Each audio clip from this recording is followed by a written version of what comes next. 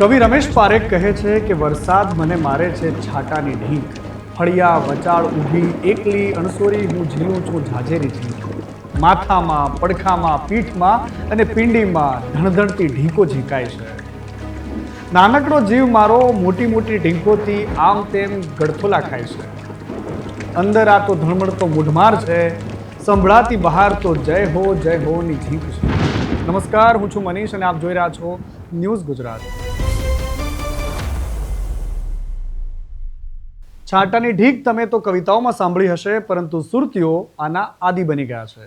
સુરત મહાનગરપાલિકા દ્વારા સ્થળાંતર થવા માટે ગાડીનું આયોજન કરવામાં આવેલ હોય તેથી દરેક વ્યક્તિ પોતાનો કિંમતી સામાન લઈ પે ન્યૂઝ પાસે ગાડીની વ્યવસ્થા કરવામાં આવેલ છે, તો તે જગ્યા પર પહોંચી જવા નમ્ર વિનંતી, જેથી સુરક્ષિત જગ્યા પર સ્થળાંતર કરી શકાય। સોસાયટીઓમાં હિલોળા લેતું પાણી, રસ્તા ઉપર સામ્રાજ્ય બનાવીને બેઠેલું પાણી, માવતરના ખભે અને માસૂમોના ગળા સુધી આવી ગયેલું પાણી, આજે સુરતીઓ ફરી પાછા એ જ દ્રશ્યોને યાદ કરી રહ્યા છે, જ્યારે તેમણે દિવસોના દિવસો ધાબાની છત પર અને રાહત કેમ્પોમાં વિતાવેલા છે। 6 ઇંચ વરસાદ વરસ્યો અને આખું સુરત જાણે કે સૂર્યનગરીમાંથી ઇન્દ્રનગરી બની ગયું।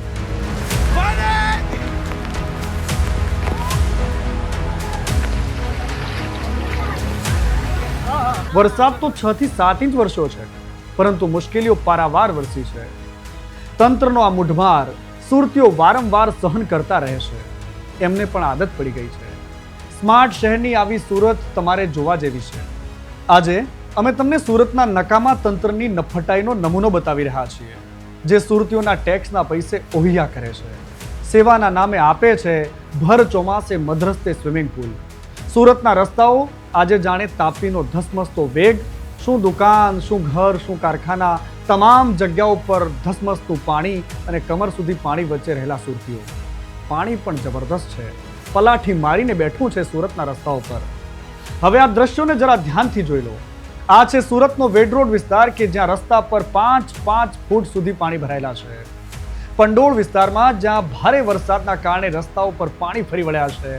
આ બસમાંથી ઉતરીને જીવ બચાવીને જતા માસૂમ ભૂલકાઓને જોઈ લો, સાથે જ કેટલાક શહેરીજનો છે એમને પણ જોઈ લો। આ લાચારી જોઈ લો। આ વ્રજચોક વિસ્તારમાં એસટી બસના દ્રશ્યો છે। 28 પેસેન્જર બેઠા હતા આ બસમાં અને બસ અચાનક જ તરવા લાગી। મહા મહેનતે બસમાં સવાર લોકોને બચાવાયા। આવા તો અનેક દ્રશ્યો સુરતથી આજે સામે આવ્યા છે, હેરાન કરી રહ્યા છે।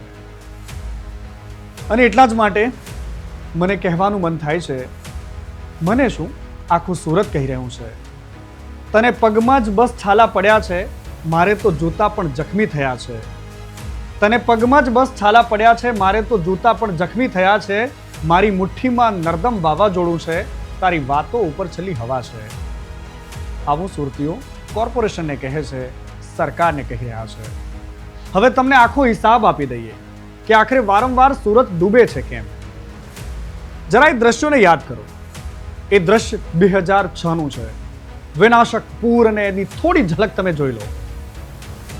આ દ્રશ્યો ખૂબ જ ભયાનક છે, પરંતુ ભયાનક એ માત્ર દ્રશ્યો નથી, ભયાનક આપણી વ્યવસ્થાઓ પણ એટલી જ છે, કારણ કે 20 વર્ષ બાદ પણ આપણા સુરતીઓને ડૂબવાથી બચાવી શકે એવી કોઈ ઠોસ વ્યવસ્થા સરકાર પાસે નથી। તમને જાણીને નવાઈ લાગશે કે 2006માં જ્યારે પૂર આવ્યું તો કેન્દ્ર સરકારની Jawaharlal Nehru urban renewal mission યોજના અને ત્યારબાદ અમૃત મિશન યોજના હેઠળ વરસાદી પાણીના નિકાલ માટે ગટર વ્યવસ્થા બનાવવા માટેના કરોડો રૂપિયા ફાળવાયા। એનો હિસાબ કોઈની પાસે નથી। હવે સુરતમાં પૂર આવવા પાછળનું મુખ્ય કારણ શું છે એ પણ જરા તમે સમજી લો। સુરતમાં નીચાણવાળા વિસ્તારો છે જ્યાં પાણી ભરાવાનું મુખ્ય કારણ કુદરતી ખાડી છે। આ ખાડીઓ જેમ કે કાંકરા ખાડી, ભેદવાડ ખાડી, મીઠી ખાડી, આ તમામ ખાડીઓને ઊંડી કરવા માટે અને તેની આસપાસમાં સંરક્ષણ વોલ બનાવવા માટે અલગ અલગ તબક્કામાં અંદાજે લગભગ 500 કરોડથી વધારાનો ખર્ચ કરી દેવામાં આવ્યો છે। એવું નથી કે બાકી છે। અને આપણી ડાયમંડ નગરી સુરત આવા વરસાદી પાણીમાં હિલોળા લે છે, કેવી લાગી રહી છે। એસએમસીનું કુલ વાર્ષિક બજેટ હવે તમારા ભવા અધ્ધર ચડી જશે। અમે હું જે આંકડાની વાત કરી રહ્યો છું જરા તમારે ધ્યાનથી સાંભળવા પડશે। જો તમે સુરતમાં રહો છો અથવા તો સુરતમાં નથી રહેતા, તમારા સગા સંબંધીઓ સુરતમાં રહે છે, તો પણ આ કહાની તમારે, આ સ્ટોરી તમારે, આ વાત તમારે સાંભળવી પડશે। કારણ એ છે કે સુરતમાં રહેનારા લોકો માથે પૂરનું જોખમ કાયમ છે. અમારો આ જ વિડીયો જો તમને પસંદ આવે છે અથવા તો અમારા આ જ પ્રકારના વિડીયો તમને ગમે છે તો મારી ચેનલને સબસ્ક્રાઇબ કરવાનું ભૂલતા નહીં. ન્યૂઝ ગુજરાત ઓફિશિયલને સબસ્ક્રાઇબ કરો, અમારા પરિવારનો હિસ્સો બનો.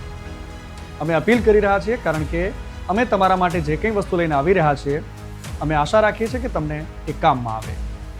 હવે વાત ફરીથી સુરતના એક ફૂલ ગુલાબી આંકડાઓની કરવી છે. 11,000 કરોડની આસપાસનું બજેટ સુરત મહાનગરપાલિકાનું છે. દર વર્ષે drainage, network, sewage treatment plant અને સ્ટ્રોંગ વોટર લાઇનોના મેન્ટેનન્સ અને એની આસપાસના વિસ્તારોમાં નેટવર્ક ઊભું કરવા માટે બજેટમાં લગભગ 500 થી લઈને 800 કરોડ જેવી માતબર રકમ રાખવામાં આવે છે. ડેમમાંથી પાણી છોડવામાં આવે ત્યારે નદીનું પાણી શહેરમાં ન ઘૂસે તે માટે તાપી નદીના કિનારે ઊંચા પાળા બાંધવા પાછળ પણ કરોડો રૂપિયા ખર્ચાઈ ગયા છે. જો સરવાળો કરીએ તો છેલ્લા 2 દાયકામાં સુરતની ડ્રેનેજ અને પૂર બચાવ કામગીરી પાછળ અંદાજિત હજારો કરોડ રૂપિયા વપરાઈ ચૂક્યા છે. મતલબ કે 3,000 થી લઈને 5,000 કરોડની રકમ સ્વાહા થઈ ચૂકી છે ને ગજબ. હવે એક વધારાનું રસપ્રદ ઇન્ટરેસ્ટિંગ ફેક્ટ હું તમને કહી દઉં. સુરત પાસે જે પૈસા છે, સુરત પાસે જે બજેટ જે ફંડ છે એટલું બજેટ તો નાના મોટા રાજ્યો પાસે પણ નથી, નાના મોટા દેશો પાસે પણ નથી. તમને લાગશે કે હું ગપ્પા મારી રહ્યો છું તો બિલકુલ ભ્રમ ના રહેતા. દાળવડા ખાઈ લો, વરસાદ વરસી રહ્યો છે, આ વાત સત્ય છે. સિક્કિમનું બજેટ 13,000 કરોડ છે જે સુરતના બજેટની બિલકુલ નજીક છે. મિઝોરમનું બજેટ લગભગ 14,000 કરોડ છે જે આપણા સુરતના બજેટની આસપાસ ગણાય. ચંદીગઢ જે કેન્દ્ર શાસિત પ્રદેશ છે આ પ્રદેશનું બજેટ પણ લગભગ 6500 કરોડ રૂપિયા છે જે સુરતના બજેટ કરતા લગભગ અડધું છે. લદ્દાખનું બજેટ 6,000 કરોડ છે જે આપણા સુરત કરતા અડધું છે. આંદામાન અને નિકોબાર જે કેન્દ્ર શાસિત પ્રદેશો છે એનું બજેટ પણ લગભગ 6,000 કરોડ છે જે સુરત કરતા લગભગ અડધું છે. આપણા બગલમાં આવેલું દાદરા નગર હવેલી ને દીવ દમણ જ્યાં તમે વીકેન્ડમાં જતા હો, મંથએન્ડમાં જતા હો, એ દીવ અને દમણનું બજેટ પણ 4500 કરોડનું જ છે જે સુરતના બજેટ કરતા ત્રીજા ભાગનું છે. લક્ષદ્વીપની વાત કરું, આ પ્રદેશનું બજેટ પણ માત્ર 1,500 કરોડ છે જે સુરતના બજેટ કરતા અનેક ગણું ઓછું છે. આ આંકડાઓ પરથી સ્પષ્ટ થાય છે કે જેટલું બજેટ આખા રાજ્ય કે કેન્દ્ર શાસિત પ્રદેશો માટે હોય છે એટલું બજેટ અને એના કરતાં પણ વધારે બજેટ એ સુરત શહેર પાસે છે. આમ છતાં પણ યોગ્ય આયોજન નથી, વહીવટી અભાવ છે અને માતબર રકમ શહેરોની પૂર અને પાણીની આ સમસ્યાનો ઉકેલ લાવવા માટે ટૂંકી પડે છે. ટૂંકી રકમ નથી પડતી, દાનત પડે છે. હવે આ જાણીને તમને ખરેખર આશ્ચર્ય થશે. આ તો મેં તમને કેન્દ્ર શાસિત પ્રદેશો અને ભારતના જ કેટલાક રાજ્યોની વાત કરી, પરંતુ દેશની વાત કરું તો પણ તમને હેરાની થશે. દુનિયાના અનેક દેશો એવા છે કે જ્યાં સરકાર ચલાવવા માટે સુરત શહેર કરતાં પણ બજેટ ઓછું છે. માલદીવ એશિયાના પ્રખ્યાત પ્રવાસન ક્ષેત્રનું જાણીતું એ દેશ છે કે જેને ધનિક લોકો ફરવા માટે પસંદ કરે છે. એ માલદીવ દેશ કે જેનું વાર્ષિક બજેટ 10,000 થી લઈને 12,000 કરોડનું જ છે જે સુરતના બજેટ કરતાં ઓછું છે. આપણા પડોશી દેશ ભૂતાનનું બજેટ 8,000 થી લઈને 9,000 કરોડનું છે જે સુરત મહાનગરપાલિકા કરતાં પણ ઓછું છે. સોમાલિયા આફ્રિકા ખંડનો આ મોટો દેશ છે જેનું વાર્ષિક બજેટ લગભગ 8,000 થી લઈને 9,000 કરોડનું છે અને આ પણ સુરત કરતાં ઓછું છે. સેશેલ્સ દુનિયાભરમાં પોતાના દરિયા કિનારા માટે આ પ્રખ્યાત દેશ છે, એનું બજેટ પણ 6,000 થી લઈને 7,000 કરોડનું જ છે. અને એવા તો અનેક દેશો છે, બેલીઝ છે, ગામ્બિયા છે, વાનુઆતા, ટોંગા, આ તમામ દેશો છે કે જેનું બજેટ આપણા સુરત કરતાં ઘણું ઓછું છે. હવે તમને સવાલ થશે કે આ બજેટ આટલું બધું હોવા છતાં પણ સમસ્યા ક્યાં રહી જાય છે કે આખરે ક્યાં ત્રુટિ રહી જાય છે જેના કારણે સુરતીઓ વારંવાર ડૂબે છે. માત્ર પાણી જોઈને એનો આનંદ લેવો ઠીક નથી. સુરતે જે જોયું છે ગુજરાતના કોઈ પણ શહેર, મોરબીને છોડી દો તો ગુજરાતના કોઈ પણ શહેરે આ પ્રકારની પાણીવાળી હોનારત નહીં જોઈ હોય. અને એટલા જ માટે આ વિડીયો તમારે પૂરો જોવો પડશે કારણ કે આ દાનતને સમજવી પડશે, આ વ્યવસ્થાઓને સમજવી પડશે. આટલા 1,000 કરોડ વપરાયા હોવા છતાં પણ જે ઝડપે ખર્ચ થાય છે એના કરતાં અનેક ગણી ઝડપે શહેરનો ભૌગોલિક વિસ્તાર વધી રહ્યો છે અને આપણા આ શહેરના બાબુઓને, સત્તાધીશોને આ વાત બિલકુલ ભેજામાં નથી ઉતરતી. આજુબાજુના નવા ગામડાઓ અને નગરપાલિકાઓ દર થોડા વર્ષે એસએમસીની હદમાં ભળે છે, જેને સુડા કહે છે, જેમ અમદાવાદમાં ઓડા છે એવી રીતે.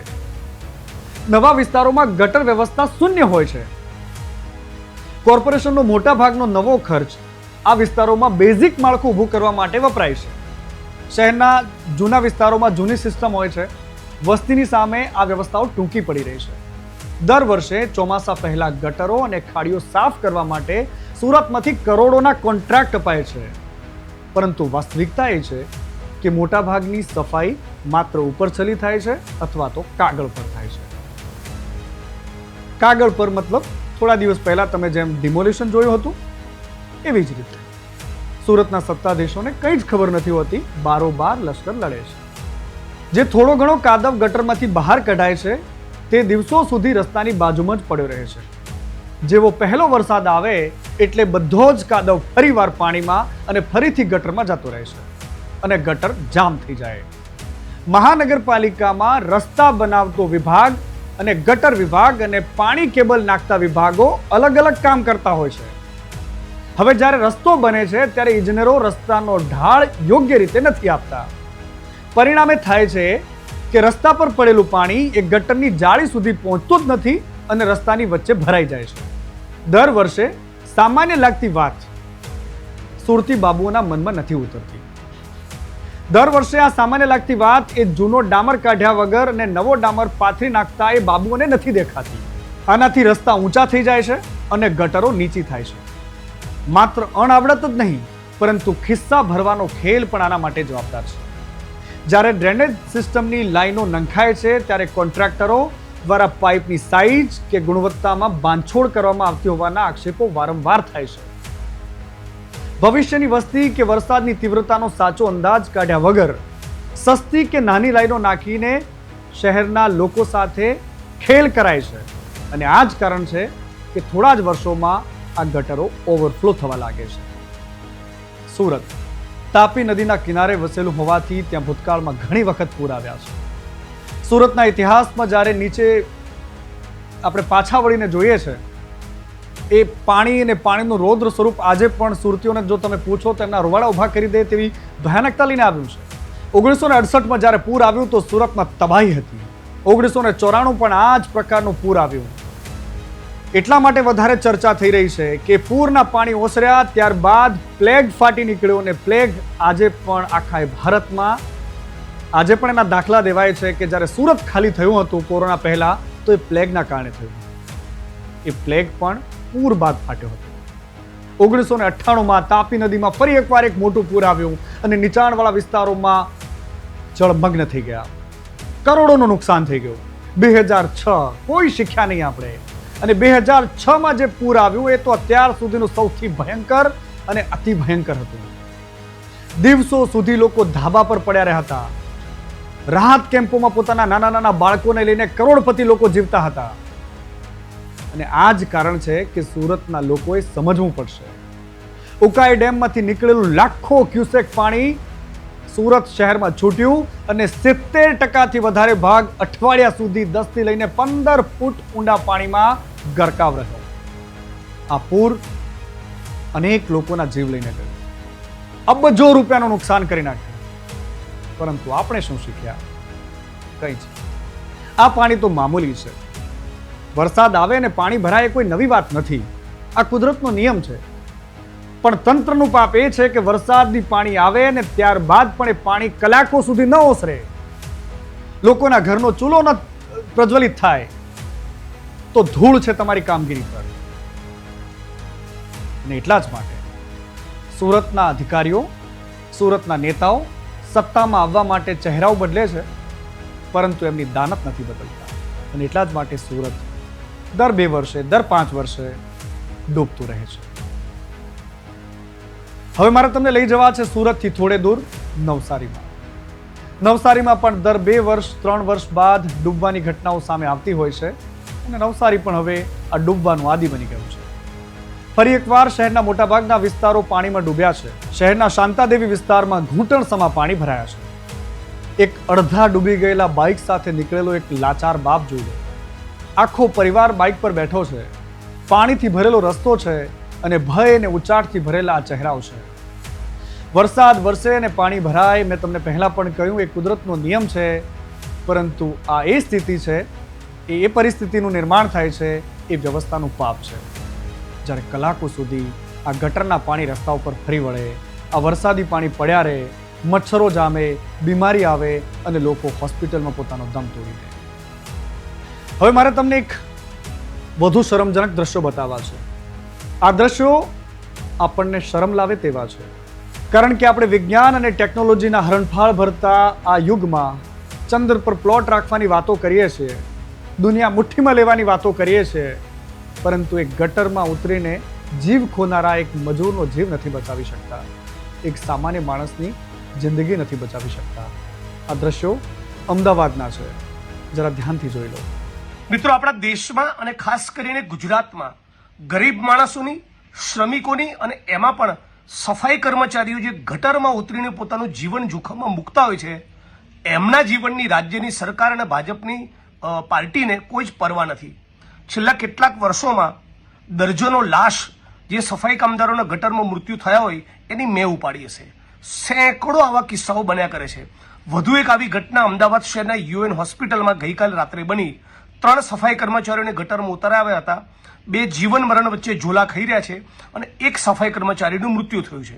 એટલે આ વિડીયોના માધ્યમથી રાજ્ય સરકાર પાસે હું માગણી કરું છું કે વિધાનસભામાં સળંગ 9 વર્ષ હું 9 વખત બોલ્યો છું.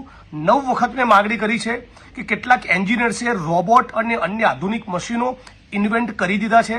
મહેરબાની કરીને સફાઈ કામદારી ગટરમાં ઉતરીને પોતાનું જીવન જોખમમાં ન મૂકવું પડે એવા તમે મશીનો વસાવો અને હાલ જે યુએન મહેતાની જે ઘટના બની છે એમાં તાત્કાલિક અસરથી એફઆઈઆર કરો.